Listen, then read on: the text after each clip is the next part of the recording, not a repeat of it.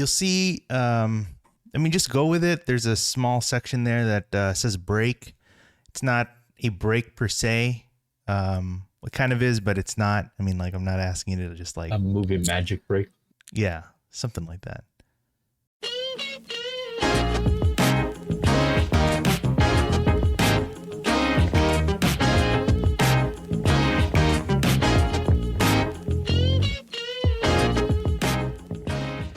Hey, what is going on, you guys? Welcome to One of Each, the Dumb and Hungry podcast, where we talk about our food adventures and our favorite food groups. I'm Angelo, the Dumb and Hungry. And I'm Mychow.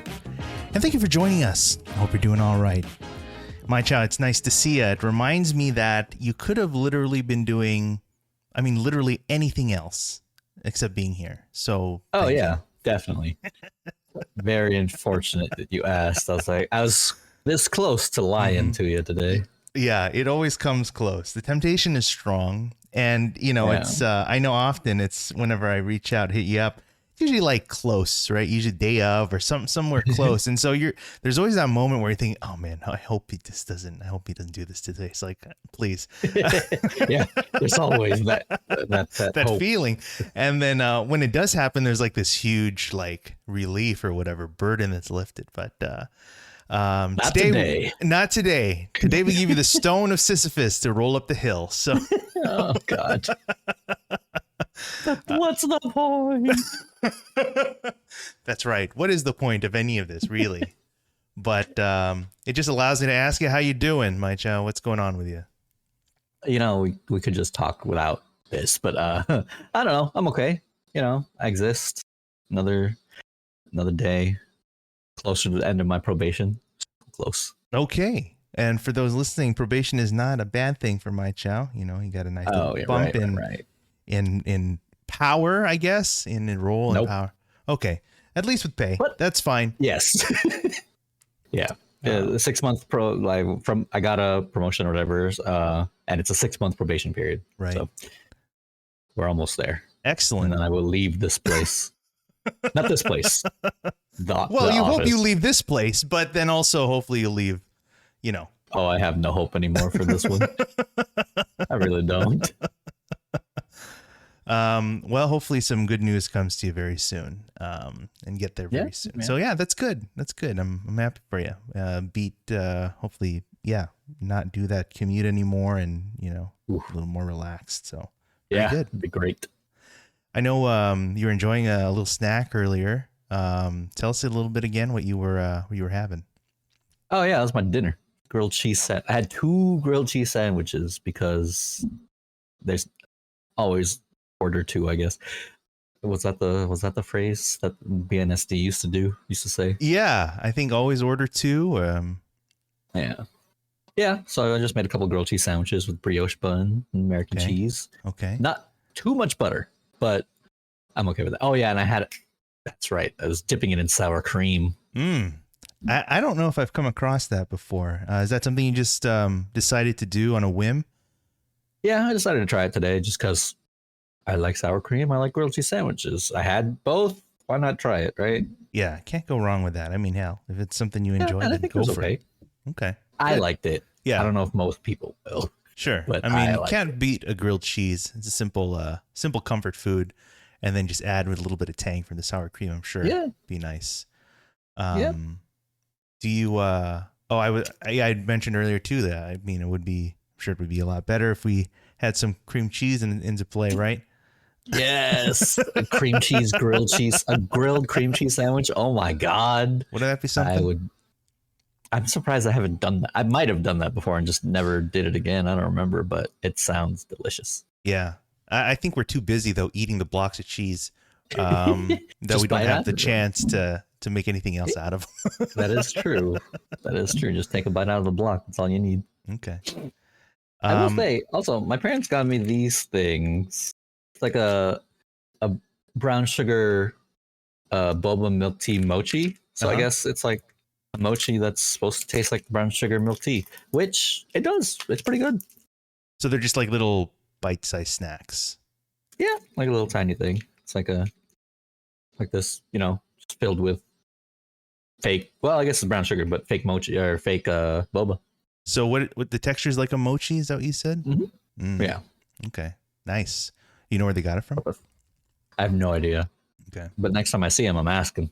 I'm sure you ask them to get it. No problem. I'm sure. I imagine they get it from like, Asian supermarket for, Maybe, but it was like a big ass bag, like Costco sized bag. Oh, so you think Costco sell them? Interesting. I'm thinking Sam's Club because they don't have a Costco card anymore. They do Sam's instead. But it's a membership thing. Sure. Large. Because it was huge. Okay. All right. Well, if you do ask them again, let us know what you find out. Yeah. Because they are good. Good. Not as good as the what is it? The brown sugar bubba ice cream. I will say those are better. The ice cream. Now, I forget. Are you talking about like the popsicle type ice cream thing? Oh, yeah. Yeah. Those are nice. Yes. Yeah. But not everyone has, I guess, the time or the luxury all the time to enjoy a frozen treat at some point of the day. It's a little messy, I guess, at some point. Yeah. Oh, that one really is. Yeah. And at least with these, you just pop it in and you're good to go. That's true. We, as we record this, we just recently, just had the Liberty holiday. Actually, there's quite a bit to catch up on, but I don't know. How did you spend your holiday? Let's see. Saturday, I worked at the music center. Sunday, I guess in the afternoon, just clean. Oh, chores. That's right. I cleaned the apartment. Oh man. Okay. Clean the floor, the bathroom. It was okay. Did laundry and stuff. Did you get very far? Unfortunately, yes. Okay. Well, Did the whole damn apartment. Well, I think you feel accomplished because of that. That's pretty good. No, waste of time. It's a waste of time. It for? That's true. To be honest, no one's coming here. Yeah, sometimes I feel the same way. Like I will let things just kind of sit until someone comes over, and then I will. Exactly. Right. But I'll clean it real good. I'll give it a good cleaning. Yeah. But just at that time, just at the very moment until they need to show up. Yeah, I think that's the guy talking in us, like the real male. Probably. Kind of, yeah. All right. Well. Anyway, but that's fine. Yeah, I did that, and then went to a friend's birthday party in the evening for Sunday, so that was good. Wow. Well, thankfully you'd have the Monday off. Yeah. Wait, didn't you? Yeah. I'm just saying. Yeah. Okay. Just a day to recover, I guess. It sounded like you were partying it up or something. Yeah, it's been a while since been to a house party. I will say that. Okay. So it was fun. All right. Yeah. Was this Monday your RDO, or so did you have Tuesday off as well, or no? I did have Tuesday off. Oh, nice. So how was your adventure this weekend? Well, we'll get more into it, but I'd say that I had a lot of enjoyed my time. I spent the weekend in another part of the country, in the deep state of Texas. I don't know if I said that right. Where else would you be? I'm not sure. I spent that New Orleans thing. That was a fluke. That's right. It's got to be Texas. So I spent some time there, and we'll have some future episodes about that to have you endure, Mychow, just to listen and see what would have been up to. But it was a lot of fun. Just some highlights. We visited a lot of good barbecue spots because that's really the only way to spend your time in Texas. The only way? No, I'm serious because people ask me, "Oh, what are you going to try?" It's like, "What kind of food are you going to?" It's like, "It's barbecue." It's like, "Oh, are you going to go like to any other kind of spot like sushi or no. It's barbecue. What are you talking about? There's no other. That's all they have there. That's all they have. I mean, I don't understand what you're talking about. There's no other thing to have or do. It's like, in this case, I was in Dallas. So, as you recall, like earlier this year, we were in Austin, and then now I visited Dallas, and at some point, I guess I'll visit Houston and areas around there. But Dallas is where I spend my time. I wasn't sure how I was going to spend a lot of my time. I felt like 4 days was a lot, and to an extent, it probably could have condensed a little bit, but in some ways, I guess it's good to spread things out because there was especially in between meals, because that was most of what was happening, the meals. And so to give a little breathing room was very welcomed. So, but a lot of good barbecue. Visited, I think 3 or 4 spots, part of the top 50 of the big list that they put out there from Texas Monthly, and even visited a burger spot while I was out there. And we'll talk more about those, but a lot of fun. When you say Texas Monthly, is their list still the 2021 list, or have they dropped the 23 list already? I think they do it every 3 years. Oh, 3? I thought it was every other. Okay. If I'm not mistaken, we'll have to maybe do a fact check on that, but I recall I think it's every 3 years. But still going off that 2021 list. And surprisingly, even despite all the food I've consumed, there are still a few more places I wish I could have visited in that time. But I guess that's why there'll be a return trip at some point. Who knows? Of course. But it was a lot of fun, a lot of good food, a lot of good people, good number of things to do in the city of Dallas and thereabouts. So looking forward to kind of put that together and share that with you some point soon, Sure. Before that, it reminds me, there were a few other things that came to mind, a few places that I'd visited that I did want to mention. One place was a restaurant nearby, a local spot called Back Home in Lahaina. It's a Hawaiian restaurant in the city of Carson, and it's a spot that's been there for a long time. Kind of a really well-established restaurant. They make some of the, some regard as some of the best Hawaiian food that you can have in the area, if not just outright. But I'd gone there partly. I've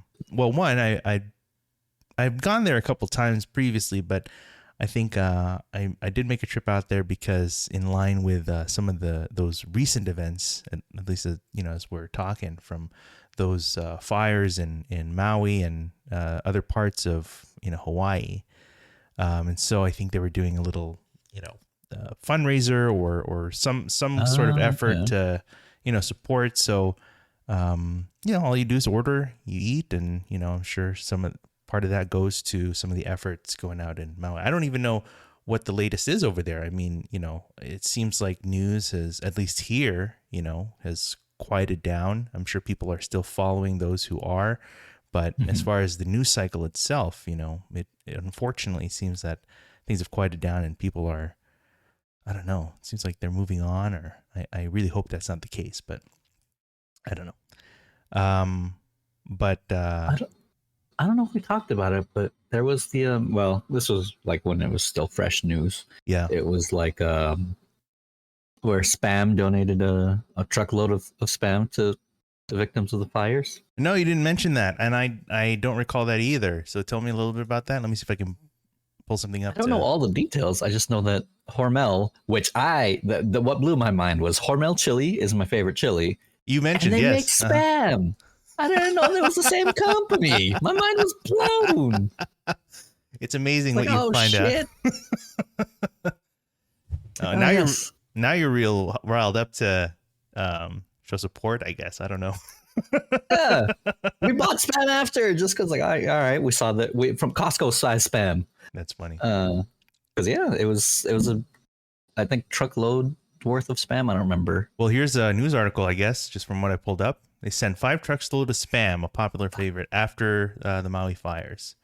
Wow. Why is Spam such a big deal in Hawaii? Well, it was introduced as an inexpensive meat product and made its way to Hawaii after World War II.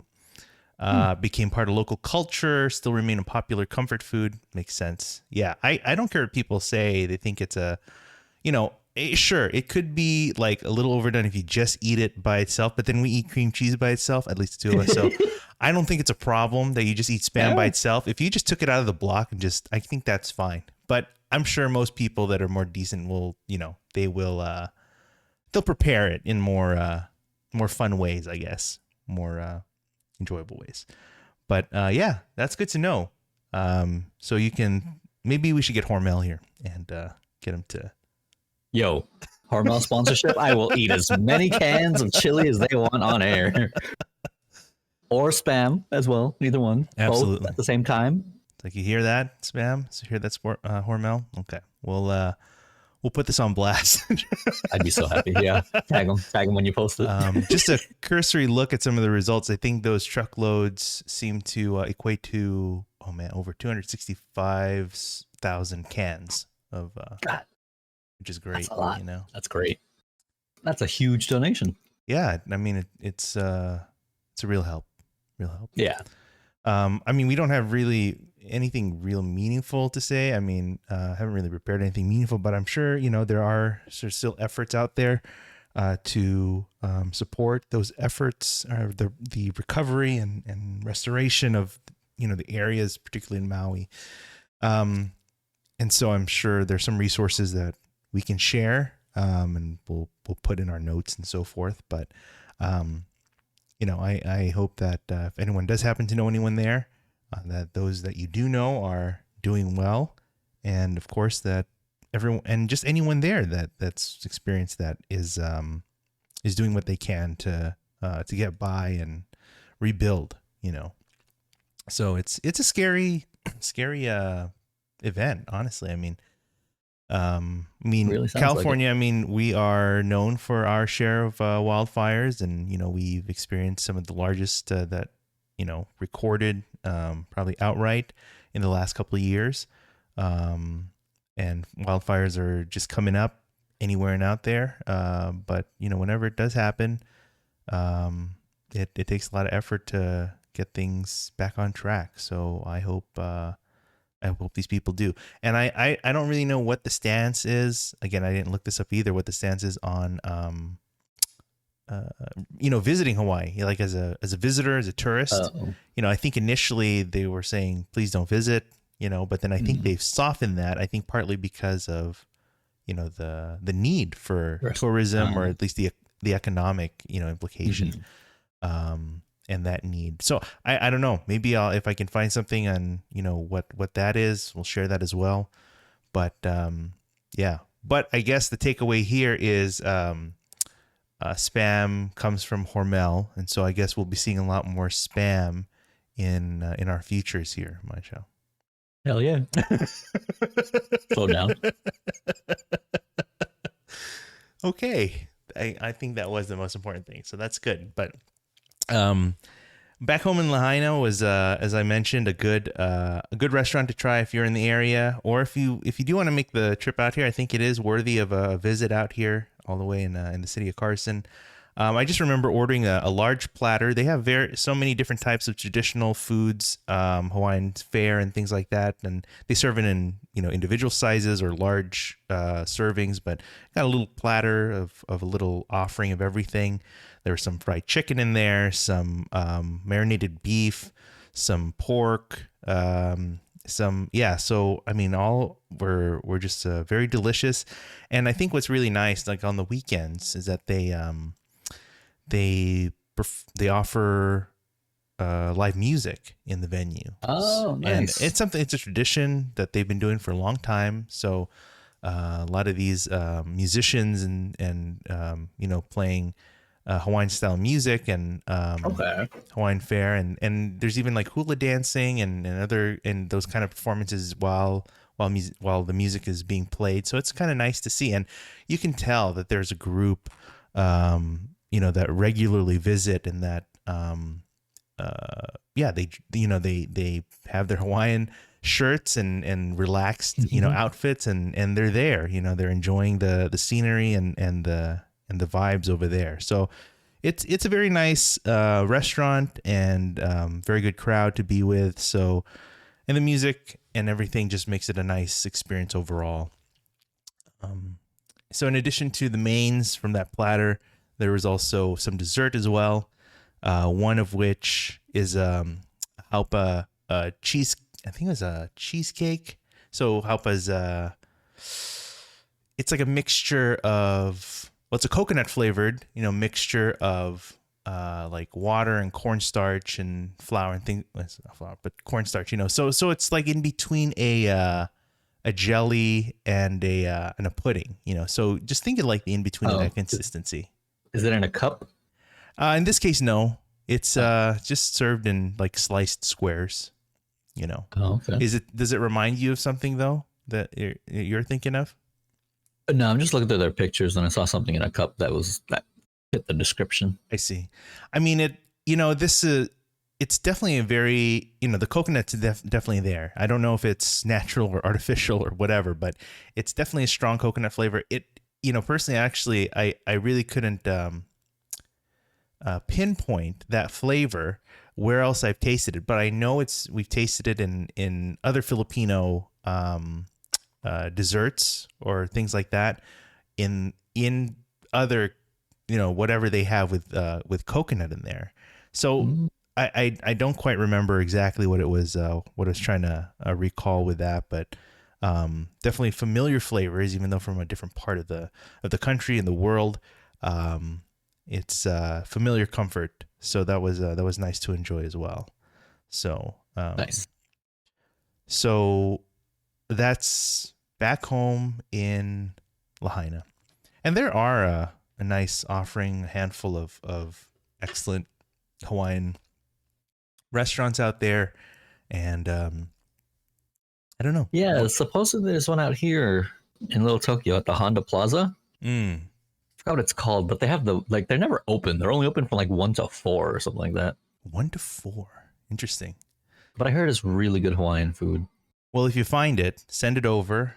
We'll share that, and then one day maybe we'll have to pay a visit. Yeah, I think it's called Aloha Cafe. Oh, I see. That's right. Actually, that's I don't remember the actual relation, but I know I just remember vaguely it's like John's coworker's maybe friend or some relation thereof. So yeah, so that's in the same plaza where like a Tea Master is and barbecue chicken. Yeah, well, yeah, that's right. Yep. But and, yes, it says here only open Thursday, Friday from 10:30 to 3. Yeah, it was. I think there were definitely a lot of changes. Certainly during the pandemic, and I think maybe in the past year, I think there were some significant events that happened that may have influenced. Oh, really? It's stuff now. I don't know the details, but anyway, as far as I am familiar with the restaurant you're talking about because of what I just said.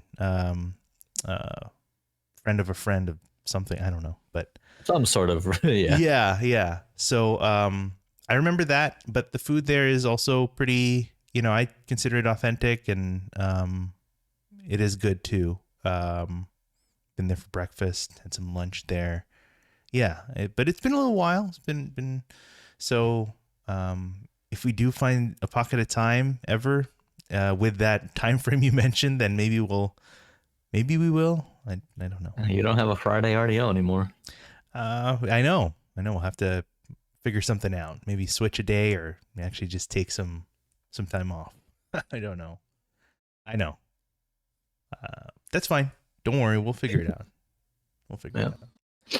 A couple other places though I wanted to bring up. Also kind of a local spot here closer to me is a pop-up called Kitchen's Corner, and it's actually a barbecue pop-up in the city of Compton. And I think for some it might create some moment of pause, thinking, wow, interesting in that area. But I'll tell you, it is a really good place to find yourself some Texas style barbecue. Okay. I can't remember how I came across it. I know it was in the socials, so I'm sure, some of the people that I follow are probably, talking it up, and it caught my interest there. Yeah, what's up? Yeah, I've seen this on the TikTok. You've seen it on TikTok? Okay. Maybe I have too. Maybe that's where I came across. I don't remember. It's either TikTok or, Instagram. But yeah, they are just making waves out there. Okay. And it was one of those places where it really motivated me to relive some line culture. Okay. Yeah, and so I think they're open Thursday through Sunday, and it's usually 1 o'clock, and they usually say like 8 o'clock, but they tend to sell out way before that. Let's say Of around like course. 5 or 6. So at least lately. So but yeah, they are serving now. They got a little trailer set up in front of it's on the street on the block where a library is, and then across the street is a park. So I think it's on Atlantic and Rose. That's kind of the intersection, if I recall. But I'm telling you, this place is popping. It's like the word spreading. People are hearing. They are coming, and the food they're turning out is enjoyable. I mean, it's great. Okay. Especially as far as Texas barbecue goes. I definitely enjoyed. What did I have? I had I think I had a rib. So they have they sell it in plates. It's not necessarily a la carte like you would, but Texas style, whatever. So they have plates, but you can choose what proteins you want in there, and then it comes with a couple of sides. So in my case, I think I had a 3-meat plate. So with that, I got some brisket, ribs, and a chicken link. So, Wait, chicken link? yeah, chicken link is a Okay. it's actually a common item in, I don't know how to classify it. I want to say, I'll just say this, with maybe with a degree of naivety, but in black barbecue, okay, and I'm talking about, and I'm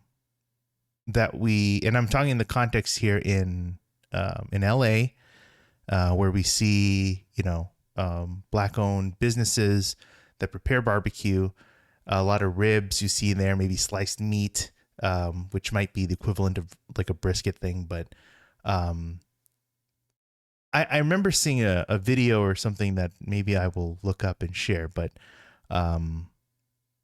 chicken link is definitely one of those items that you will see in that kind of menu. Okay. And something that is worth trying. Yeah, so it's not necessarily, so that item is not necessarily in the context per se strictly of like Texas barbecue. It's actually more in the context of black barbecue. Yeah, so it's interesting. But good nevertheless. It's smoked and very good flavor. As it is, chicken is can dry out, right? I mean, it's that kind of meat, but this is not the case for that. So, and then in addition to that, I also wanted to get another plate because I'm not going to wait in line just to not order a mountain of food. So, in addition to that, I also ordered a dino rib plate. So that's the beef rib, the large beef rib. Nice. So that's a separate plate. Same thing, like comes with a couple sides and whatever. So I got those two things. In my case, I arrived maybe an hour, maybe 45 minutes before they opened. And there was already I don't know, maybe a dozen people ahead. And then by the time we opened, there's probably at least 20 people behind, and that line just, stayed the same as far as the size of that line. So people are coming, and they're visiting, and but they did a pretty good job of turning around the orders, and yeah, they and the food itself, like I said, was great. I mean, as far as what I enjoy with Texas barbecue, as far as how the smoke of the meat and how tender, certain proteins are, and again, like I said, I've said before, like the Texas Trinity, I think, is the standard, and what you should order as far as, enjoying a good variety of a restaurant's offerings in Texas barbecue. So, yeah, I mean, it's great. It's super popular right now. So, lines are they're just crazy. So you need to get there early, as we've had our share of waiting in lines, of course, and getting to places way ahead of opening and in our deal of waiting. So, I don't know. What do you think? What do you mean? Just waiting in line? Well, I mean, I don't know. Is this a Or place that over this sounds? place specifically? Yeah, it does. It looks like I'm looking at their Instagram. It looks good. Yeah. Like it actually looks really good, and I'm hungry. Well, I Mychow. hate you. Well, don't. This is another part of the reason why you are always reluctant to jump on. But that's why we're here to engage the senses. Is that right? Is that right? It looks so good. Well, don't forget, Mychow, you have a handful of barbecue spots, not too far from you. So That is true. You don't necessarily have to trek all the way down, but if you do, we welcome you, and we'll make sure to make it worth your while. Hey, yeah. But Too bad. Not too far. That's Kitchen's Corner, okay, out in set up in Compton. So, and then one other place I wanted to mention. I was visiting out with some friends, and we had been talking for a while and visiting, wanted to visit this spot that they hadn't been to, and been wanting to, and we made a day to pay a visit. And this is a place I'm surprised actually that we haven't spoken of in a while, if at all. Hold on. Let me interrupt you real quick. I'm looking at the Kitchen's Corner Instagram, and I'm looking at this picture that's credited to you from your trip there. Right, because I made a trip there. Yeah, right. But they actually posted your picture. Right, because that's awesome. Well, thank you. Thank them, I guess. How are the beans? The beans I think they're on the sweet side, which is nice. They're like those sweet beans, baked beans. Yeah. So it's pretty good. It's like I put stuff on the stories, right? Every so often. And so when for the people that actually manage their own accounts and, actually look at their own stuff, I guess they like what they see, and then I'm happy to share, and then they share alike. So that's fine. Nice. That was cool. I didn't realize that you were on their page. It won't be the last. I'm making my mark. Hey, look at that. Anyway, but yes, good on Kitchen's Corner. I forgot where we were. Oh yes, so this the restaurant I'm talking about that we paid a visit to is a familiar mainstay actually for all of us. Mychow. It's we went out to Howlin' Ray's, and we visited the Pasadena location, which is new to me and certainly new to them.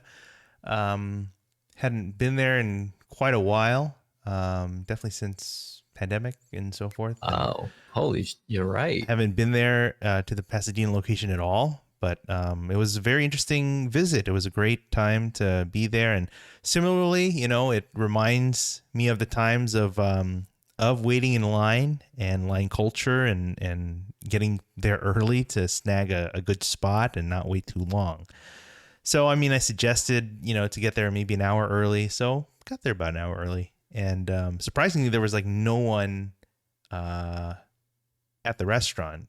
Really? So it was a little surprising. But of course, all the same welcome. I think because there was no one there, I think we were a little relaxed. So we walked up the street. I think they grabbed some coffee. And then we walked back only a couple blocks. And I think even by the time we walked back, there's one person that showed up. So, there are a couple benches right outside the restaurant. So we just kind of sat ourselves there. And then as the time came closer, more people started showing up. So I'd say maybe by that time, including us, maybe half an hour, 45, something like that. Okay. And maybe a dozen people in line, Wow. Yeah. That's so nice.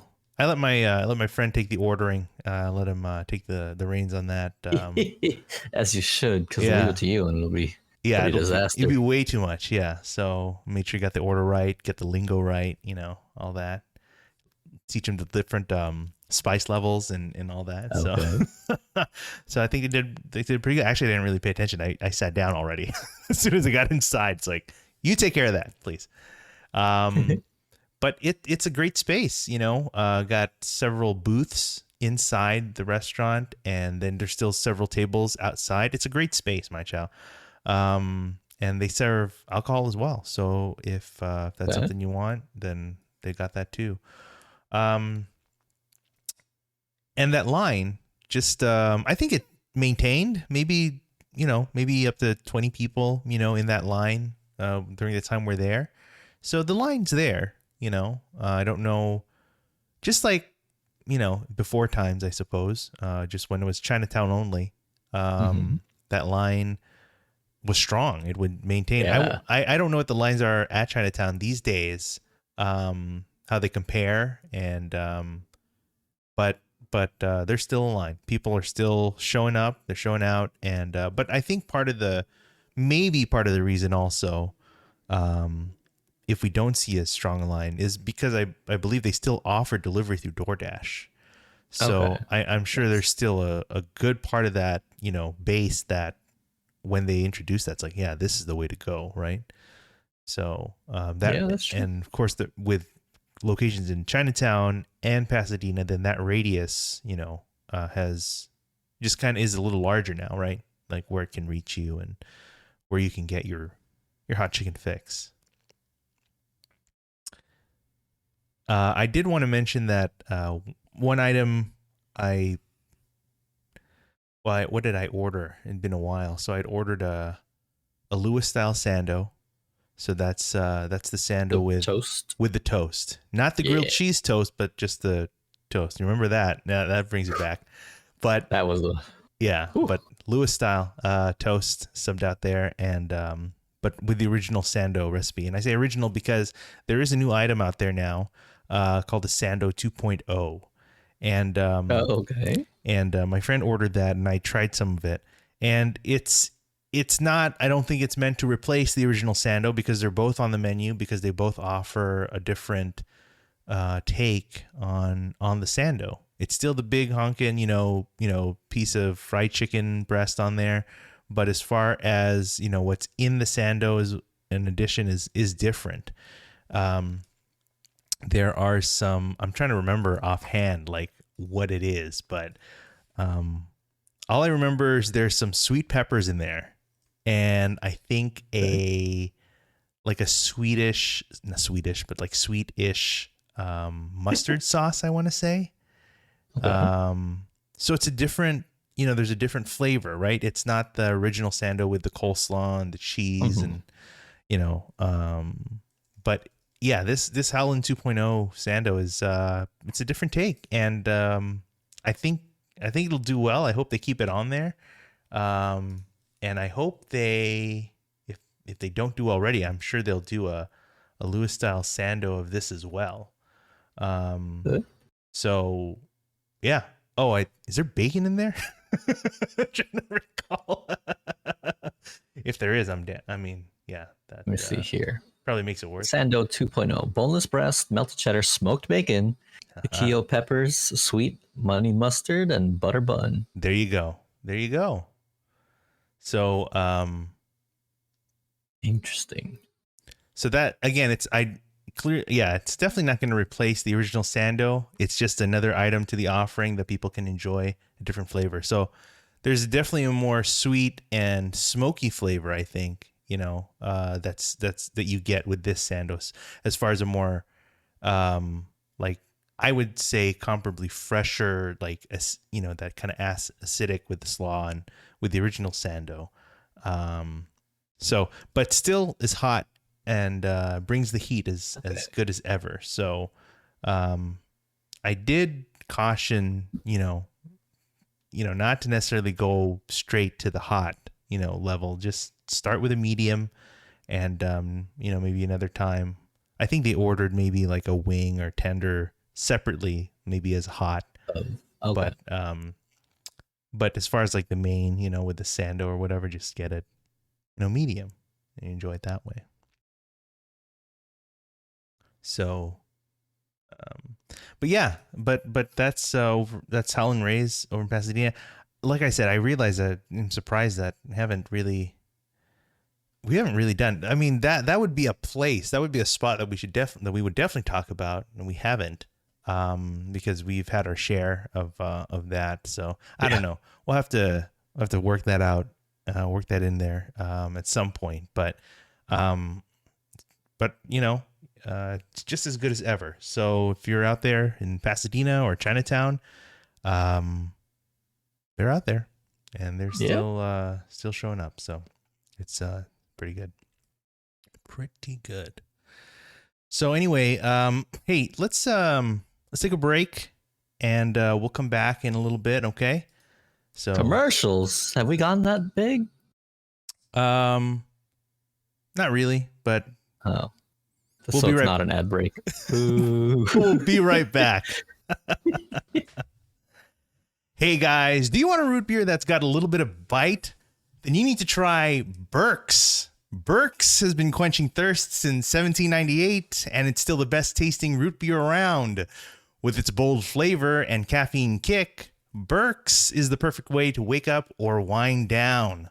Whether you're enjoying a burger and fries or a slice of pie, Mychow, Burke's is the perfect drink to pair with your meal. It's also great for a summer day on the patio or a winter night by the fire. So next time you're looking for a refreshing and flavorful root beer, reach for Burke's. It's the one with the bite. Burke's. Hey, it's the one with the bite. Anyway, so Mychow, I just wanted to continue on here. Ships, let's go. I can finally get paid for this. Oh, man. In your dreams. Moving on. Speaking of food. Thanks for joining us again. We talk about more of our food adventures, local spots and pop-ups, and soon aspirational sponsorships, which will never happen, but that's fine. We're talking about counting on it. Talking about good food and good people here, and again, sponsorship. Although there's plenty to talk about on my side, like I said, just visited Texas, and there's still plenty to gotta prepare for that. I wanted to talk about previously that a place that we recently visited together, and we were able to enjoy some food together. And so I wanted to kind of talk about that. I hope you can recall in the recesses of your mind, some things about that. It doesn't sound very promising from you. I mean, I didn't realize it's been that long since we've done this, huh? Well, wow. Well, we were out there, like late August, maybe a couple 19? Weeks. I want to say a couple weeks out there. Yeah. So, 3. The spot we wanted to highlight today and talk about is a little jewel of New Orleans.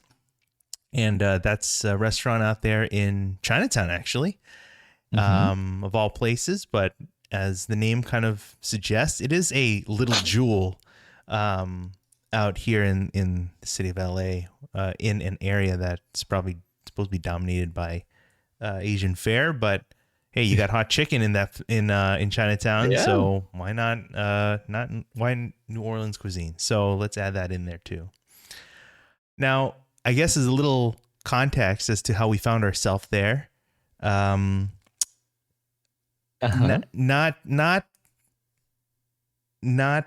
completely motivated by ulterior motives, but we found ourselves out there.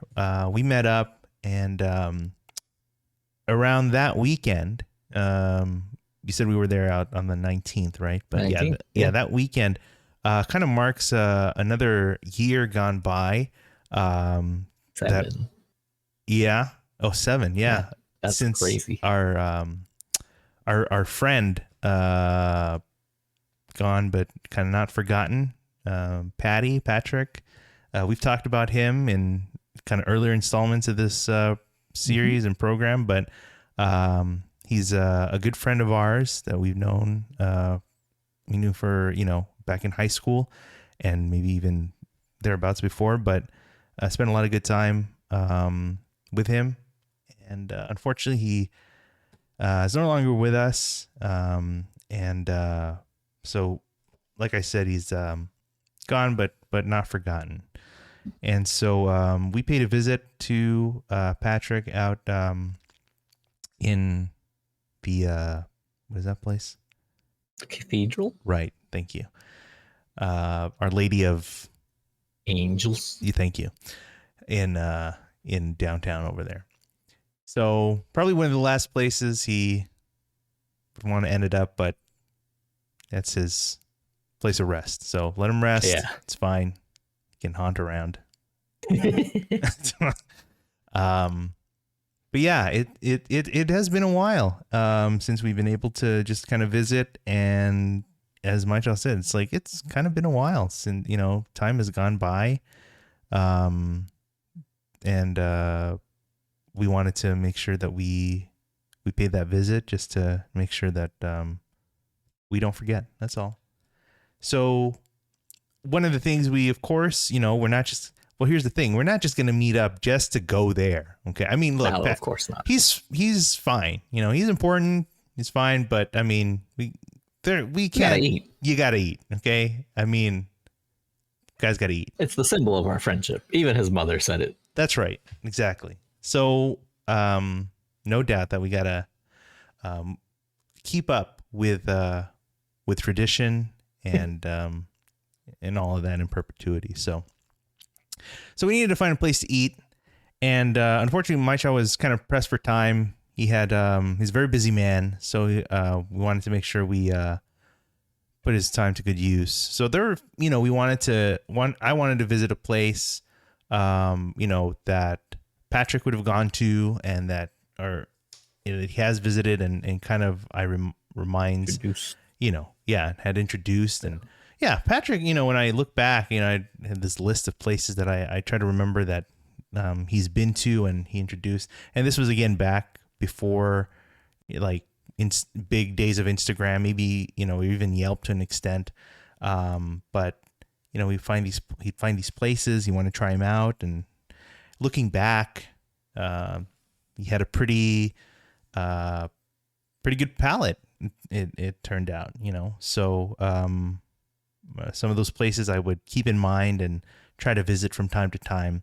And a lot of these places are places that are popular now, popular even back then to an extent, but they're still mainstays today. So including this spot, Little Jewel. And yes. How convenient for you, though. And why is that? This was fresh off your trip from New Orleans. Well, that's true. And conveniently, the closest place that reminded you of Patrick is a New Orleans restaurant. Well, look, I didn't want to look. It's either that or we could have driven 20 minutes east or west or whatever, some other direction farther. It's fine. We could have gone to Echo Park. We could have gone to Silver Lake or Mid City or whatever. We could have. But we had time. We didn't have that much time. It's you got to travel there, then you got to order, and you got to eat the actual eating, and then travel back. Hour to kill. That is afterwards. so. That is no look. So that hour, if you allocate, no, I don't think so. That hour. It didn't have to be this New Orleans style restaurant right after you came back. All right, I'm just saying. I think Patrick has been watching over us for a little bit and kind of orchestrated this in a very beautiful way. In a way I don't know if you can invoke this here. Sounds kind of self-serving. I don't think so. I think it's just the alignment of the stars and starting to sound like one of those scammers on TV. We've been scammed for a long time, Mychow. If they've been listening for this long, we've been doing a good job of. Oh no. Fourth wall. Right.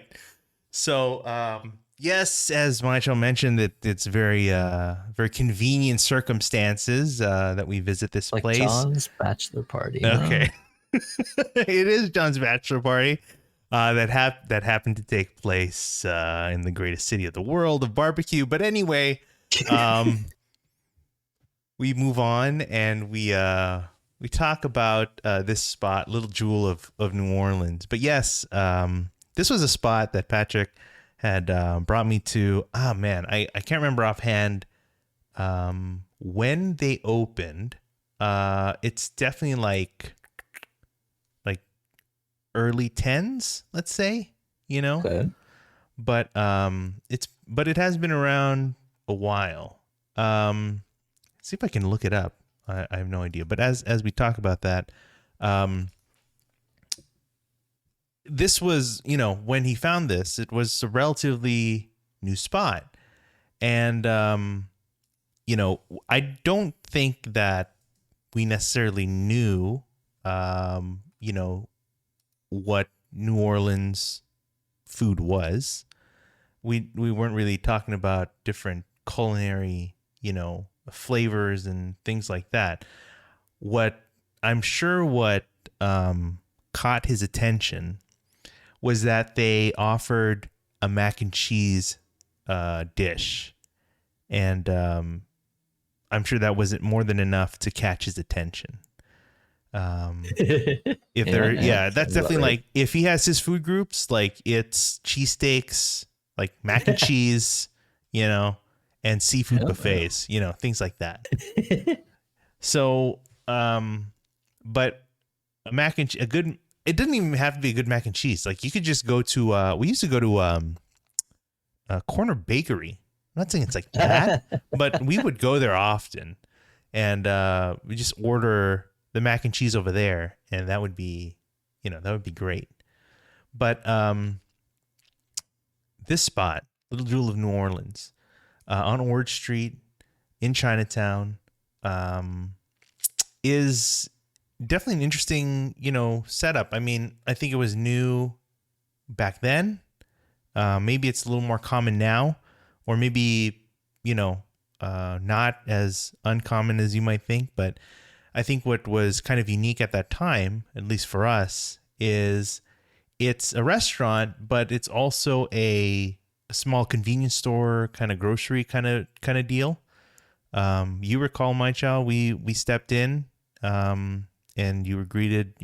There's some table seating and a counter to order, but you also saw that there was an area for, like I said, like conveniences. They sold like a little market.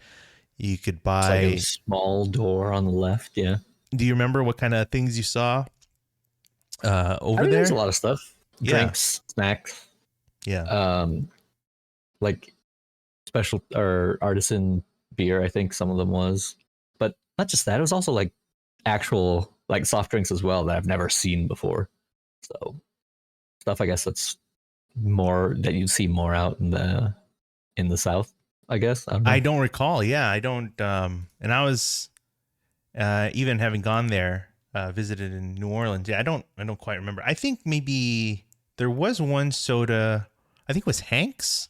I don't remember if Hank's is unique to maybe the region in New Orleans. I don't know. We got to look that up. I don't do enough research, if at all. Probably not at all. But but yeah, I mean, you can find, things like hot sauces over there, maybe like pickled vegetables, like you said, different sodas and drinks. And yes.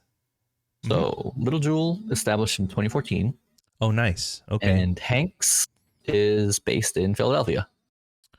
Okay, then. Very interesting.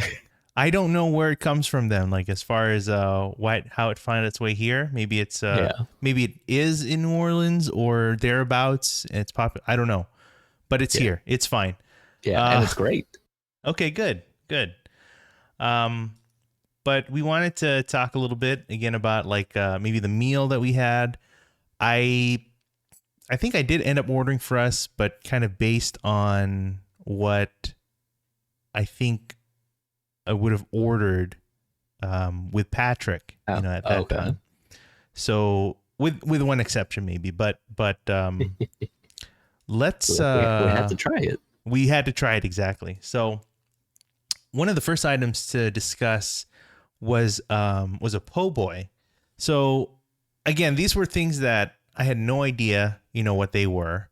at the time, when we first went there. If you're saying 2014, yeah, it's a long time. So we just knew it was a sandwich, and it's like a sub-style sandwich, right? I think we talked about before that a po' boy is not necessarily a sandwich with shrimp specifically. It's just a style of sandwich that happens to have, thing that could have fried pretty much anything you want. Yeah.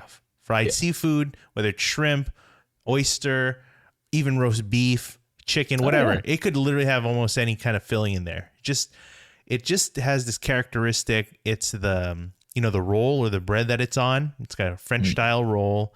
And then usually it's also filled with like shredded lettuce and tomato and slabs of mayo and all that. So I believe we had a po' boy that had both fried shrimp. Oysters. Yes. Fried oyster and the fried shrimp, right? I believe they call that just like the half and half or something like that. I think so. So can you recall? I mean, we all share these things, right? So, and I think you did a bit of the heavy lifting, to be honest. If I recall, I'll be honest. I think I had something earlier that day. Of course. It's already. I was wondering why you were so weak that day. But yes, so the po' boy, in that roll, you have so the way, how do you remember how it was laid? Because I think when I was looking into it, like I was trying to dig into it, I was kind of surprised on how the sandwich was laid out. Can you remind me? Oh yeah, because it wasn't like all the shrimp on one side and all the oyster on one side. I think it was just like mixed together. Okay. Probably they just got 2 handfuls of each and just. So it's not, so it wasn't clearly like separated. There's some mixture, I guess, to an extent. Okay. Yeah. So, from your side, Mychow, biting into it, what do you remember, or what kind of thoughts do you have, on it? I don't know. I liked it. Like, I liked the shrimp. I don't know. I liked the fry. It was good, both the shrimp and the oyster. Okay. But I think I like the shrimp more than the oyster, personally. Interesting. Okay. Now, is that just because you just like shrimp over oyster in general, or do you think like, maybe the oyster didn't cut it, or like, I don't know, like. Yeah, I think that it was kind of, I wasn't a big fan of their fried oyster, I guess, maybe. Okay. It seemed a little salty. Interesting. Okay. Hey, nothing wrong with that. I totally get it. I mean, I didn't know what to expect, or whatever. So, and myself, again, conveniently having come back from New Orleans, I guess maybe what I'm looking for, what I'm eyeing is a little different. I don't know. So I think price wise, I think the sandwich was about $16, which is on par, I think, with the price of the sandwiches that you see in New Orleans. They're probably less over there to an extent. You could probably find them as less as maybe $12, $13. Oh, nice. And in addition, the sandwiches there are much larger. Like a big sub-style sandwich. Like I have a poor comparison. This is like poor comparison, but like you go to like the grocery store, like Vons or Ralph's, and they have those big sub sandwiches. Kind of reminds me of that. I'm not saying the ones you can just buy pre-made, but I'm saying like the large. It kind of reminds me of that. They're like this big. Okay, maybe I'm exaggerating, but I am trying to say like they are huge. They're larger than what we have, what we tried here. This would be equivalent to what? I don't know, like a Subway foot long. I have no idea. Maybe I'd say so, but less filling. Yeah, I think maybe. Yeah, I don't. I'm just trying to how big you get your subs. I guess. I'm trying to just kind of establish some sort of scale, which I'm doing a poor job of. But yes, as far as the sandwich goes, if that's what you recall, I thought the sandwich overall was pretty good. I think I like the shrimp.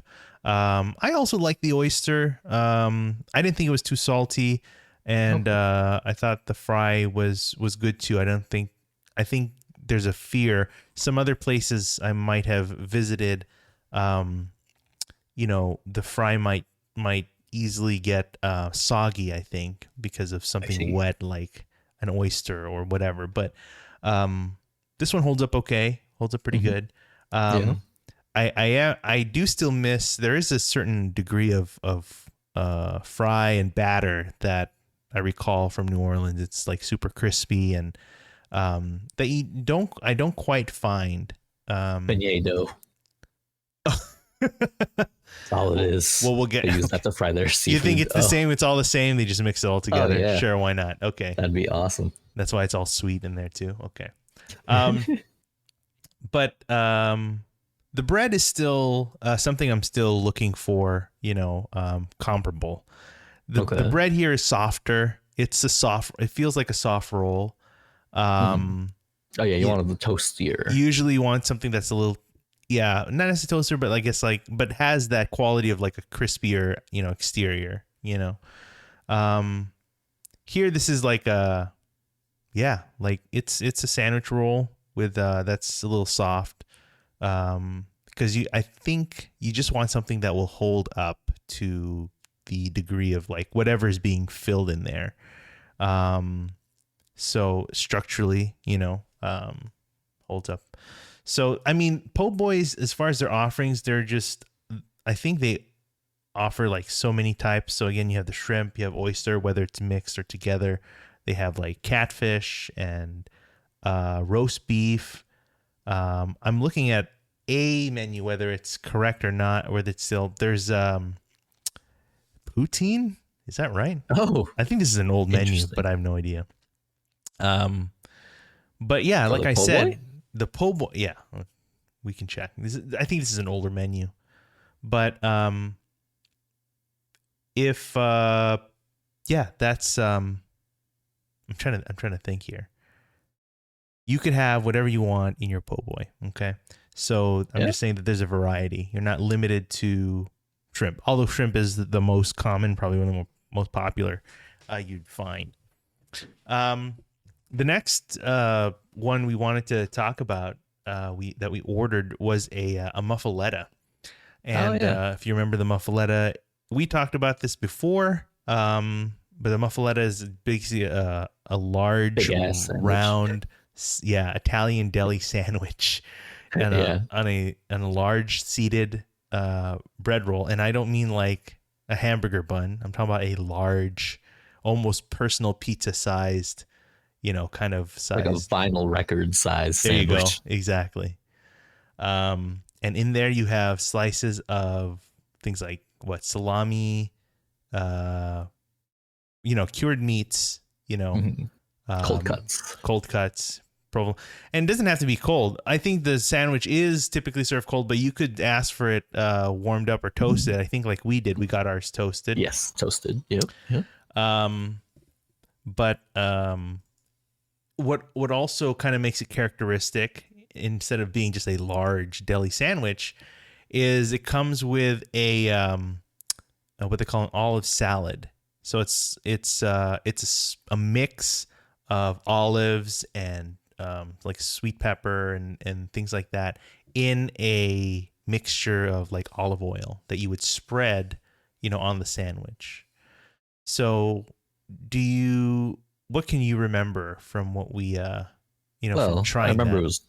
it was dry. You were not a fan of the dryness. Wow. Okay. It didn't have enough. It didn't have enough oil for the olive. That's a good point. Whatever it was. No, that's a good point. But yeah.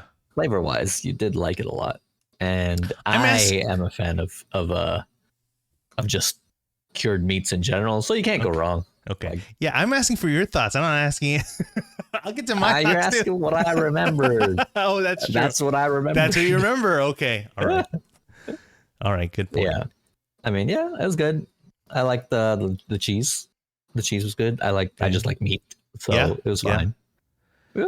I will say we had to incorporate a little extra liquid in there via what was it, the craw mac. Oh, interesting. That also made it really good, I will say. We'll get to that in a bit. Yes, that's a very interesting, I guess, an impromptu hack, if you will. Yeah. Take it from us, I guess, who eat a lot. I just ate a grilled cheese sandwich with sour cream. Don't take my advice on anything, man. Or maybe you do. I don't know. Maybe. I don't know. I liked it. I don't know. And with a guy like me, you can trust a fat guy, right? I think that's okay.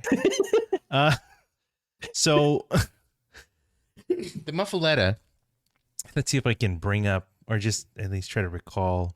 So again, a large seeded, sesame, bun loaf. Let's call it a loaf. I think it's a loaf. Sure. Looking here at the meat, salami, sopressata. What the heck is that? I forget. It's a meat. Yes. Capicola, mortadella, provolone, mozzarella. Sopressata, dry salami. Thank you, salami. But you have the Genoa salami. So you got two types of salami. What's capicola? Capicola is traditional Italian, Swiss, and Italian and Swiss pork cold cut, made from dry cured muscle. It's another salami. Okay, salami, like we said, salami, provolone. Yeah. Again, deli sandwich, just cured meat. So with that and topped with the homemade olive salad. So, like you said, Mychow, again, just trying to compare. I don't want to say I don't want to just put them on head to head, but I don't know if it's just their approach on doing this or if it's part of what they and their take of doing this item, because of how they were, where they grew up or where they were trained, their upbringing. Maybe it's part of the memory of how they how they know how to make the sandwich, and this and it's not it's wrong. It's just that's the way they know how to do it. Yeah. But to what you said, for me, the sandwich, the bread was on the dry side. I think with the loaf, the bread that I had from New Orleans, and specifically from Central Grocery, it was certainly a softer loaf. And I think maybe what had lent to it was there was a difference with the olive salad. So at Central Grocery with their sandwich, the olive salad is really soaked in olive oil. So when you actually take apart the sandwich, you can see the bits of the olives and those other components, but it's in it's coated and really soaked in the olive oil, and the olive oil makes its way into the bread and also lends to some of the moisture there. Here, we see the components of the olive salad. We see the olives and the other vegetables in there, but there's not much in the way. It's probably just lightly coated in olive oil, but it's not drenched or soaked in the same way. So the bread has nothing to soak or absorb, and so the bread is just there as is. So it is different in that way. I'm not saying that it's wrong, but it's just that take on doing the muffaletta, right? So, but yes, overall the flavor and it was on, was great. I mean, just even as a deli sandwich on its own, I think it's something that we would enjoy. I don't remember. It's been a while, of course, since having that with Patrick. I think that was one of the first items we would have. I think we ordered, and we were just kind of not sure what we were getting ourselves into. It was a large, sandwich. But again, it's a deli sandwich, and we know, there's nothing wrong with a deli sandwich. So something we both enjoyed.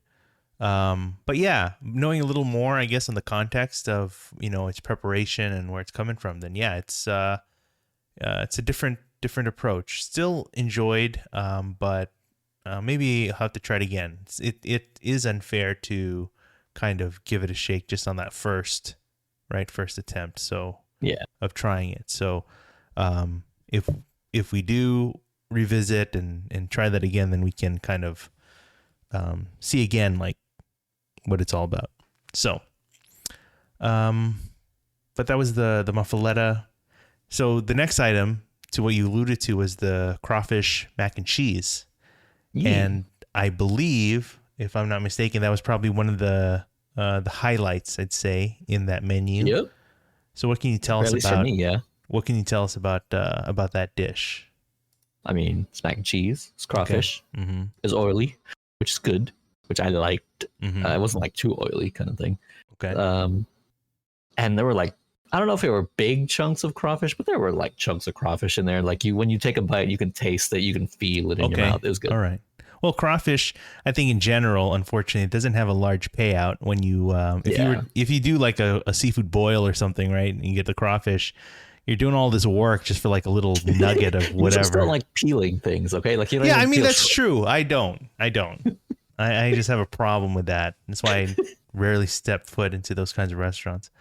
But the crawfish mac and cheese, I think, it was super cheesy. They used what do they use for the pasta? It's like the twirly thing, right? What's the twirly noodle called? Is that fusilli? Okay. Can you do a fact check? I have no idea. What if you searched for twisty noodle? All right. Yeah. But as you look at that, I mean, like it is like it's got a hit, of good flavor, not just from the crawfish. I'm sure they put in some like Creole style seasoning on there. Good amount of. It's either fusilli or gemelli. Okay, probably fusilli. But what the heck do I know? Me. But yeah, that's that was definitely the vibe. And then as to what you said, it's like with that flavor it came with a good amount of like oil, from there. So I used some of that and I applied that towards the muffaletta, and there's your life hack for heart disease. So no, I think it made a difference. It was a nice, just a fun play, just kind of mixing that up, and then just in being able to, I guess, down that loaf a little more. So but that was the crawfish mac and cheese. So I think from all the sides, like mac and cheese, I think like with Patrick, I don't think it really mattered where it came from. But a mac and cheese is any mac and cheese is a good mac and cheese. Like I don't think it was very picky, where it came from. It's just that it was a good like comfort food, right? Super carby, super cheesy. Yeah, couldn't go wrong with that. So it was good. It was good. So, but let's see. Now we kind of rounded everything off there with one item that I expected to be in the menu. I didn't know it would have been on the menu like way back when, but is on the menu these days, and it's their beignets. As I think I would expect from a New Orleans, spot, given my vast knowledge of New Orleans cuisine. I mean, right. Of the two of us, it's exponentially different. I guess so. Levels of knowledge. And the levels of calories as well. The beignets. So we talked about beignets before. Beignets are these little fried pieces of dough that puff up, and throw them in the fryer, and then they're topped off with, as expectations would have, mountains of powdered sugar. And price-wise, it's actually not too far off than what you'd find in New Orleans. Oh, okay. Like maybe the spread of 50 cents to $1 difference. Not that bad. Okay, it's not bad. Comes with 3 pieces of beignets, topped with the sugar, and in a bag. And already topped. Yes, thankfully. Yes, you don't need to top nothing yourself. Put the work on you. I'm just so curious what was wrong with that dispenser that you had that you hated so much. I don't hate the dispenser. I was just shocked that that people will have different levels of sugar that they want to deal with. That's correct, because the beignet just should be as tradition should have it. Possible. Exactly. An excessive amount of white powder. Fair. So I won't disagree. Yeah.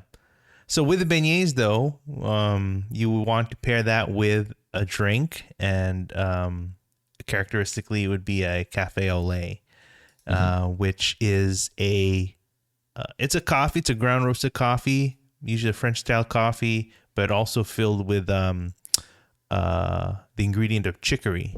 So, and so with that, historically, from what I understand, chicory was meant, again, as a filler to prolong the supply of coffee that that they had back then. So the chicory plant gives this like a little bit of herbiness and woodiness or whatever. At Cafe au Lait, Cafe du Monde, sorry, I think it comes through the most, notably. In addition to the coffee, it's served with like a cream, but even so, the drink itself is, you can definitely come through. Now I remember you had, I think I was not going to get the drink, the cafe au lait originally, but I think you had opted for it. So I think you were able to enjoy that mostly, but let's start with that. What can you tell me about the cafe au lait? I don't remember. Okay, moving on. That wasn't as sweet. So Not as sweet. So I dunked the beignet into it. Yes. And it was a lot better, actually. Absolutely. Once you put the excess powdered sugar in there. Exactly. So I don't think it's served with sugar. It's just the coffee and the cream. Like that's traditionally how it's served. So the sugar itself is not included in there, which is why your beignets need to come with sugar so that you can add to it in the cafe au lait as you to dial as you wish, right? Sure. I don't know why I'm getting so worked up about this, but oh boy. Both. Yeah, I know. But to the beignets, I think we made they were good, thankfully, but I think we made a slight, what's the word? I don't say error, but I think it is a misstep as far as the order of enjoying these foods. Oh. The thing is that the beignets, because of the way they're cooked and they're fried, they need to be enjoyed right away. Yeah. So unlike a regular donut, you could just sit out there. You could have it at the end of the day or whatever. These, when they go cold, they're not quite as enjoyable. Yeah. They get the doughiness really starts coming through, and the texture kind of changes a little bit. It's almost like a McDonald's fry. It's like it's great when it's hot, and then as soon as it's cools down, it's like temperature. It's garbage. Yeah. Except these weren't garbage. Exactly. These aren't garbage. They were still pretty good. You like them? Okay, that's good. Yeah. So I mean, like again, it's a little chewier than I would have liked, but that's fine. Exactly. We knew the reason for that. So, the beignets, but when you, as you said, when you dunk them into the cafe au lait, right, you get it soaked up, it becomes a little more enjoyable. You drop a little bit of the powdered sugar in there. Yeah, I think that's kind of the experience that that you would want to enjoy that type of item. So, yeah, so the beignets, they're, now that, what I imagine, I'm not saying that they do, but I'm thinking that more likely than not, they probably have the mix that you get from Café du Monde. They sell this in these canisters, like a coffee canister style kind of thing, but it's like the beignet mix, and then you just mix it probably with like water or something, and then you just drop it in the fryer, and then you're good. So I have a feeling that's like how the majority of places that serve beignets here, or maybe elsewhere, serve it. I am interested one day to, if ever I find my way at downtown Disney, there is a restaurant there. I think it was once part of a restaurant, and then now they also have their own standalone thing. But they serve beignets there, so I'd be interested to see. Oh yeah. Well, there's one in downtown. It's part of the restaurant, but they also like the side you can order on the side Yeah, specifically. yeah, that's what I'm looking at. So I want to look at that one because I mean, obviously we've had the ones at in New Orleans Square, but I haven't had them otherwise. So be interested to see. But yeah, that's not an item that I remember getting or seeing, early on. But first time you were there. But now knowing more about the offerings of a New Orleans style restaurant and their cuisine, then yeah, I think if they have the beignet, I should try the beignet. But yeah, I feel like similarly, like I said, so this kind of rounds out the menu, I think, of what Patrick and I would get or would have gotten. I don't remember how many times we've been there during our time. Obviously, at least once, maybe a couple times. But it was just nice. I mean, I'm sure we enjoyed what we had. It was just nice being able to just eat, I guess, just late at night or whatever. And I see. Just take random ventures, just say text, hey, you home, and it's like, or come outside with no preparation at all. It's like, sounds like a booty call. It's a foodie call, if you will. A foodie call. That's right. Yeah. So, yeah, I mean, this is just one of those places. Yeah, I guess it is. It kind of very coincidental, very convenient that it just lines up after a trip to New Orleans. But yeah, I was trying to be considerate for your time. I don't want to take too much, Come on. I mean, like, you have to eat, you have to spend, and then have to take you back, and then you got to prepare, right? You can't just like, I don't know. I just trying to give you a little more time. Don't want to rush you or anything. Okay. Or really rush us. At least here, we're close by. We can spend a little more time where we are, a little more relaxed. And then if we need to take you back, you're not too far away. So yeah, sure. But I feel like there's something we're missing. Something we didn't discuss yet. Okay. I'm looking at this and I don't know what you're talking about. It was we had another po' boy. We had a second po' boy. We did? Yeah, it was the barbecue, New Orleans barbecue shrimp. Oh my God. I totally forgot. I was going to say, yeah, like, oh. Wow. Shoot. I guess we wrapped it up here. No, I don't know, man. It's not that I was thinking like I've repressed his memory. So I think you did. Don't like it at all. Oh, that's a good. You said you didn't get New Orleans barbecue, and I saw it on the menu. I was like, I want to try it. Yeah. So yes, as Mychow said, we did get a second po' boy. Man, I can't believe it. And this one was a barbecue shrimp po' boy. Let me see. I don't remember if it was a regular menu item or if it was like on special. But regardless, yeah, Mychow was kind of interested, partly because I had talked about my experience with New Orleans style barbecue and whatever that entails. Like I've said, it's not bad. It's different. Okay. It's a different take. It's not Texas. Tell you that right now. It is not in the same realm.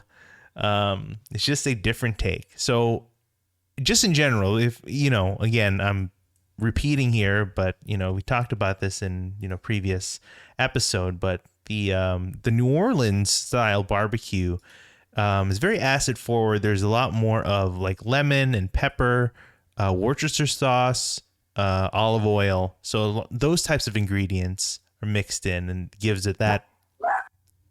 Yeah, I think he agrees. Gives it that characteristic flavor. But, unlike what I'm used to, or maybe what we're, with like other styles of barbecue, Texas or Kansas. Yeah, more ketchup and mustard, flavors. But yeah, it's different. So when we saw that item on the menu, a barbecue shrimp po' boy, I guess it made sense to try it out. And so we did. I really wanted to try it. Okay, so we did order it since you're so eager. Why don't you go ahead and share what you remember from that? I remember actually liking it a lot. Oh, great. I'm glad. I don't remember. Yeah, like I actually really liked it. I still like the craw mac more, but I think that was, of course, yeah. and the fried shrimp, but Okay. I do like the barbecue. I remember liking the New Orleans style barbecue shrimp more than I did the fried oyster. What do you think you liked about the barbecue shrimp? I don't As know. far I I'm think the sure. acidity is what it was. Okay. Okay. Like it was a good bite. I like the sandwich. It was a good bite of a sandwich kind of thing, you know? Good. So I just taking a look at one of the menus. Just it's part of the regular menu. It's if it's the same one. This is the New Orleans style barbecue shrimp po' boy. Briefly described, it's shrimp sautéed in a beer and Worcester spiked butter sauce. That explains it. On a buttered loaf. That explains it. Butter just makes everything better. You know, it's like, Yeah, it does. how can you go wrong with that, right? It's That was great. Okay. Yeah. I mean, look, I think I liked it too. I don't think I disliked it. You forgot about it.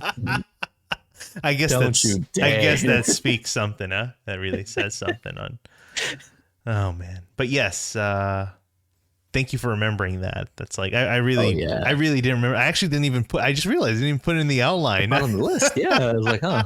I thought you were saving it for something. Well, that's why you're here. I mean, like it's good. No. There's no justification for why I'm here. No. It's like, no, don't you dare. But yes, contract is over. I'm gone. Right. It'll be a while. So we've got a lot of popcorn shrimp. Okay, yeah. Yeah, that's good. 2 types of po' boys, a muffaletta, craw mac, beignets. I don't know if it's fair to like rank these. I don't think we do. We don't really do that. But honestly, I know at the top the craw mac is really up there, right? That's just obviously from everything. So that was definitely the highlight, you know. And it wouldn't be fair to beignets because like we had it as dessert, like we actually had it last, you know. So yeah, but I'd say the highlight, easily the highlight would be the craw mac, right? Okay. So yeah, I don't know, man. Maybe if we ate the beignets right off the jump, it might be different. It could have been, yeah. With that, as large as a menu as that was, personally, I think, even if I hadn't eaten beforehand, I think it would still be a lot to tackle. But with that said, similar to my visit to New Orleans, there are still a few items I wish I would have been able to try, but hadn't. Like for example, I'm looking. Give me 1 second. it is a big menu. Like they have a lot of stuff. I mean, again, like the po' boys alone is like takes up the majority of the menu. That's the thing. Yeah, it's like one side of a legal size paper. Yeah, I mean, look, I'm looking. Just like I think they sort it. I don't know how they sort this, but like towards the end of the menu, there's a soft shell crab po' boy. So you could have soft shell in. Oh, look, this very last item, the soft shell crab supreme. Oh, yeah, it's 2 whole fried soft shell with the New Orleans style barbecue shrimp. Hey. And Havarti cheese. You can go wrong with that. With bacon bits, dry Italian cheese, pickles, and remoulade. Interesting. Yeah. What's the what was that you're talking about? The sloppy Joe? I forget. Yeah, they have a sloppy Joe po' boy. What read off what comes with that? It's just Little Jewel, OG, Sloppy Joe, mayo, cheddar, jalapenos, and onions. It sounds good. I'm sure it is good. We got to try that. Yeah, I mean, got to come back, right? Yeah, absolutely. Yeah, that's good. What else did I want to try? You know, I don't know, actually. I have to closer look at the menu. I don't even know if they have it. I was just assuming that it's something I need to try. Special. But I would say like the kinds of things I would want to try from a New Orleans restaurant would also include gumbo, definitely gumbo, and maybe jambalaya. Okay. But definitely gumbo. So I have to take a look if they do in fact. They don't have jambalaya, but they do have a gumbo. Okay, so definitely need to do the gumbo because gumbo is definitely a quintessential New Orleans dish to to have. Creole dish, yeah. I don't know if they have I want to see if you can take a look for me as well. If they have any variation or inclusion of what they call an étouffée. That's not an English, man. It's not. Typically, it's How a am I shrimp. supposed to spell that? I see. Yeah. E-T, I got it. I mean, Google will just autocorrect for you or something. But they have a shrimp and crawfish etouffee. Okay, so an etouffee would be a nice thing to try too. That's a good intersection of the French and the New Orleans kind of cuisine. Yeah, it looks good. Yeah, so it's a smothered shrimp kind of dish. It's like it's not the same as gumbo, but people do kind of compare them a lot. But etouffee, I think, is a little thicker, almost more on the gravy side, more than gumbo. So, but yeah, so it's like if you took gumbo and like turned it up a little bit, then you get etouffee. Okay.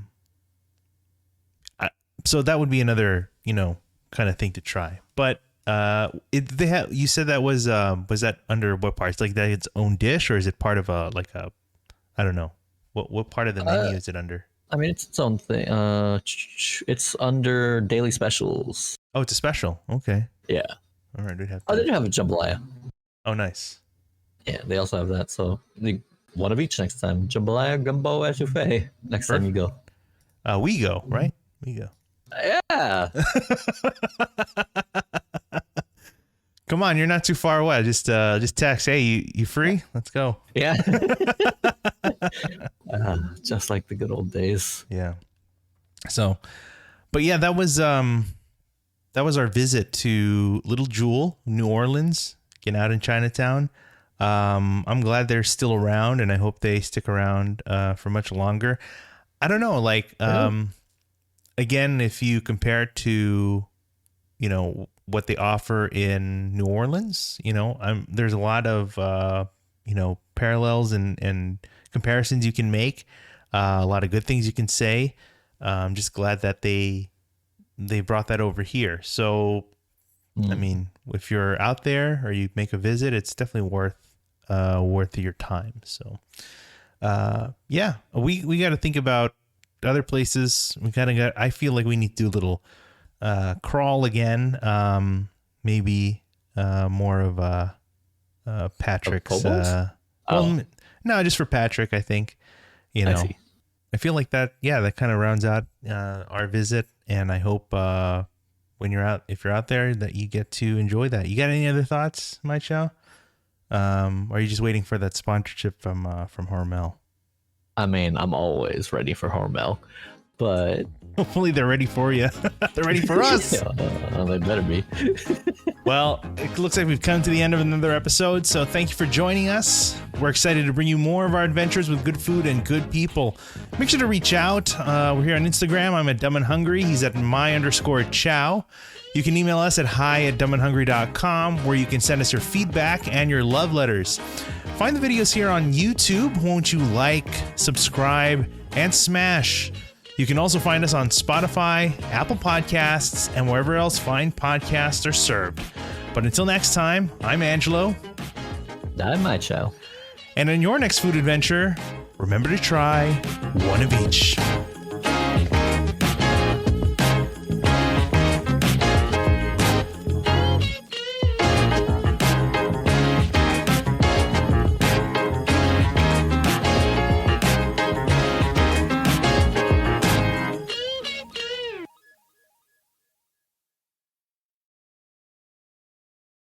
One last thing I wanted to ask you about. What's up?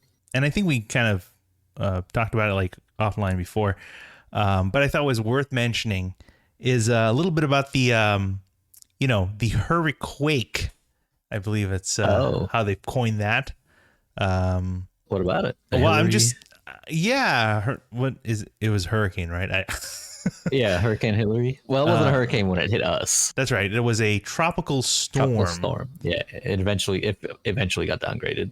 But I am curious because it has hit different areas, whether in Southern California or even in LA itself, in different ways, depending on, where you found yourself. But I am curious for you where you found yourself, or how it was for you. If you did anything to kind of prep for it or expect, or I don't know. What do you think? Well, it wasn't necessarily to prep for it, but I got paid, so we went to Costco that Saturday. That was our plan from weeks prior, but it just conveniently turned out to be the day before Hillary was supposed to hit LA. So What we does ended that? up at Costco. So you, what does that mean then? So you bought supplies, I guess, or you would have done your grocery anyway or whatever, your trip to Costco, but I guess what did you do a little differently? We did one thing differently, and that was just buy a case of water. Oh, is that right? Of bottled water. Yeah, that's it. Because we normally don't get bottled water. So okay, we did just in case. And so that was it.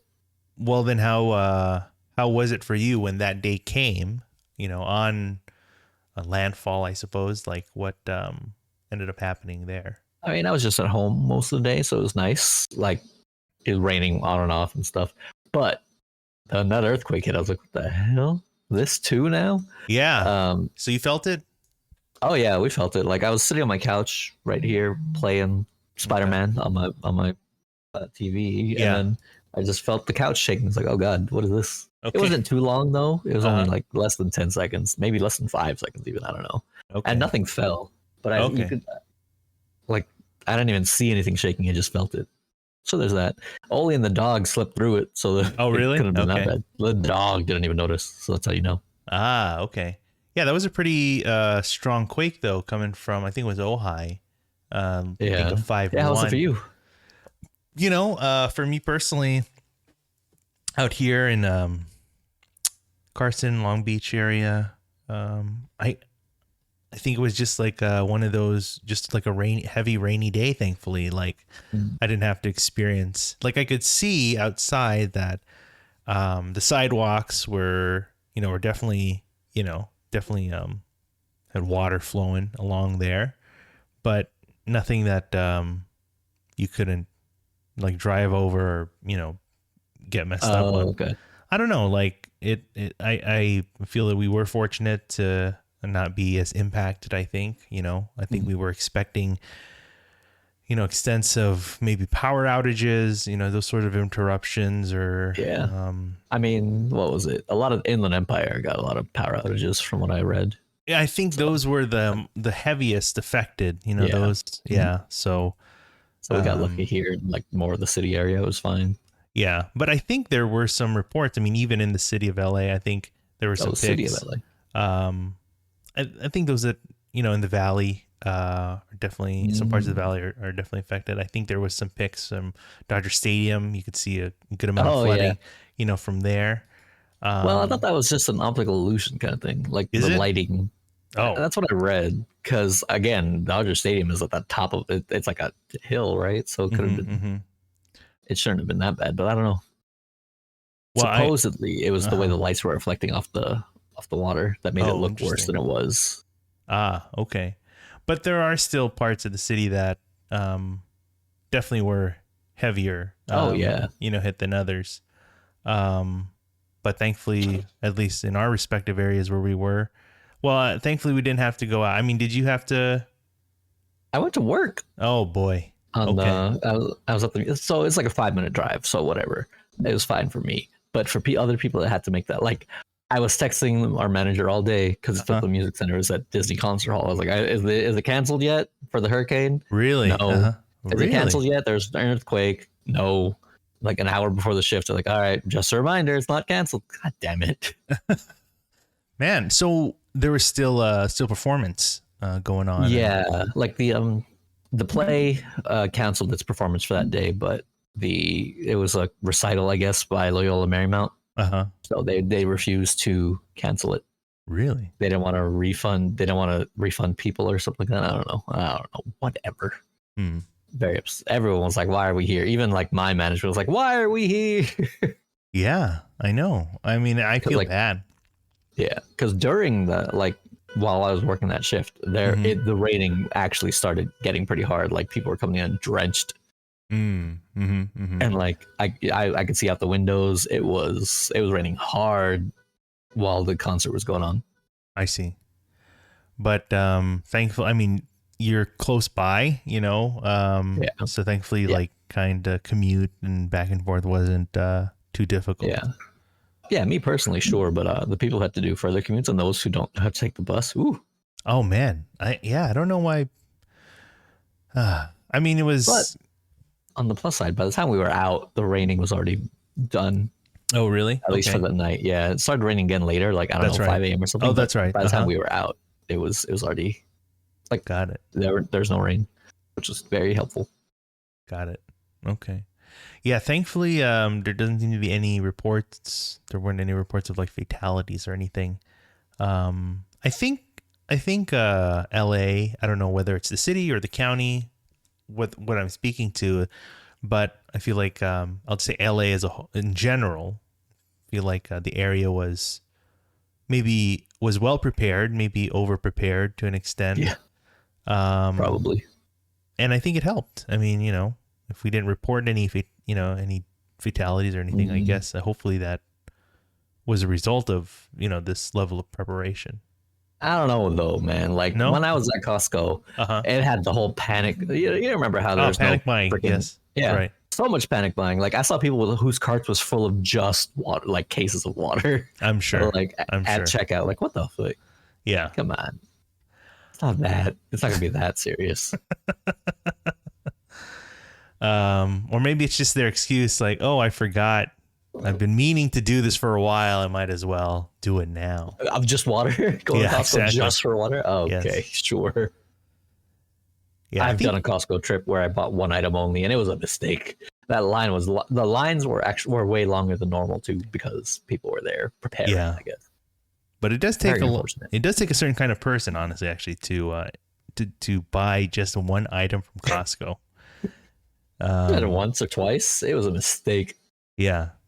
I don't know if it's worth the time, you know. It's like, oh, you're there already. It's like you might as well just buy the whole, you know, half the aisle or something, you know. I don't know.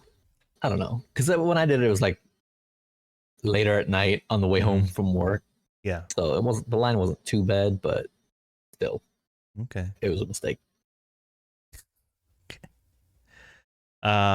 Well, thankfully, what was not a mistake was, again, being prepared for, you know, what was always better. Like, yeah, I even had to grab my, because, you know, you have one of those jump starters for a car. Like, it's just a battery pack. I got it out of my car and had to charge it just in case. I was like, oh, I might need this. Yeah. So, you know, there's no such thing as being too prepared, I guess. No.